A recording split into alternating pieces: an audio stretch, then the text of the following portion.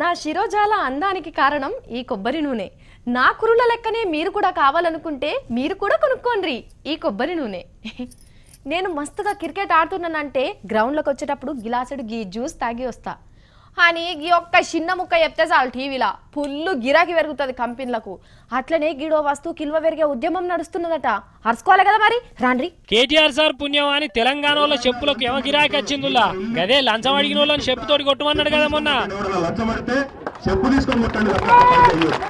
గందుకే ఇక తెలంగాణలో చాలా దిక్కుల కాళ్లకుండే చెప్పులను చేతుల్నే పట్టుకొని తిరుగుతున్నారట.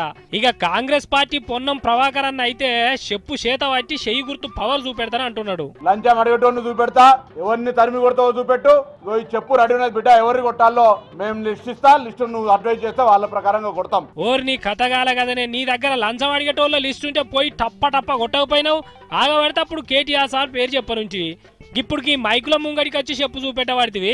రాజకీయ నాయకునికి ఒక ఎథిక్స్ ఉండాలి. పేపర్లలో కవర్ కావాలనో, మంత్రి యువరాజ్ జిల్లాలో తిరుగుతున్నావు తెలవాలనో, ప్రచారం రావడానికి కొరకు లంచం అడిగితే చెప్పుతూ కొట్టండి అనేటువంటి ఈ మంత్రిని చేతగాని ఉద్యోగ సంఘాలు ఏం చేస్తున్నాయని అడుగుతా ఉన్నాయి. ఎలా అగో కేటీఆర్ సార్ మీదకి వెళ్ళిపోయి ఉద్యోగ సంఘాల మీద పడ్డవేంది ప్రభాకర్ అన్న? వాళ్ళేమన్నారు? ఆనాడు ఎన్టీ రామారావు ఒక రోజు తప్పు చేస్తే ఉద్యోగులకు గల్లా పట్టమంటే ఆ ఎన్టీ రామారావు గద్దె దించినటువంటి పరిస్థితి. అబ్బరా నాయను, ఇప్పుడు వీళ్ళని కూడా గద్దె దింపాలంటావా ఏంది? అంటే లంచాలు అడిగిన వాళ్ళని ఏమనాలనే అసలు? ఎందుకు రియాక్ట్ కావాలి? ఎవరు కొట్టమంటున్నాడు మరి? లంచం ఎవడు అడుగుతాడు? నాకైతే శాంక్షన్ చేసే అథారిటీ లేదు, ఎంపీఎల్ఏ కూడా శాంక్షన్ చేసే అథారిటీ లేదు. శాంక్షన్ చేసే అధికారిని చెప్పుతో కొట్టమంటే ఏం చేస్తున్నారు నాయన? ఉద్యోగ సంఘాల చెంచల్లారా అని అడుగుతా ఉన్నా. మీకు చీమునెత్తురు లేదా అని అడుగుతాను. చెప్పుతోటి కొట్టమంటే కూడా పూర్తిగా చచ్చిపడిపోయినరా మీరు? ఎలా అరే రే రే గన్ని మాటలు అంటున్నాడు చూడురి. అదేదో నౌకర్దారులను కొట్టమన్నాడు చేయబడితే లంచం అడిగితే ఎవరైతే కొడితే తప్పేమన్నా ఉన్నది అనే పొన్నమన్నా? ఆల్రెడీ ఏసీబీలో దొరికినటువంటి లంచం తీసుకుంటే దొరికిండు. నీ ప్రభుత్వ సంస్థ అది, నువ్వు మంత్రివి, నువ్వు వాళ్ళని చెప్పుతోటి కొట్టు షురు చేయి. నేను దాని తర్వాత ఎవరిని చెప్పుతోటి కొట్టాలో నేను కొడతా. నేను ఇప్పుడు చూపెట్టే చెప్పుతోటి గదా కథ. అంటే ఏం చేసినా మర్యాదగా కేసులు పెట్టాలి గాని చెప్పులు చూపెట్టద్దా అంటావు, అంతేనా? చీమునెత్తురులాగా సచ్చివాడు ఉంటే వాళ్ళు నా అన్నదమ్ములే. తప్పు చేస్తే శిక్షించేదానికి న్యాయస్థానాలున్నాయి, తప్పు చేస్తే శిక్షించడానికి ఏజెన్సీలు ఉన్నాయి. నువ్వోడు రాని అడుగుతావు. ఇలా నీ ముచ్చట మంచిగానే ఉన్నది అన్ను. లంచం అడిగినోడు నీ అన్నదమ్ములు ఎట్లయితారా? చెప్పుతోడు కొడతానంటే నీకు నామూష అవుతున్నది ఎందుకో?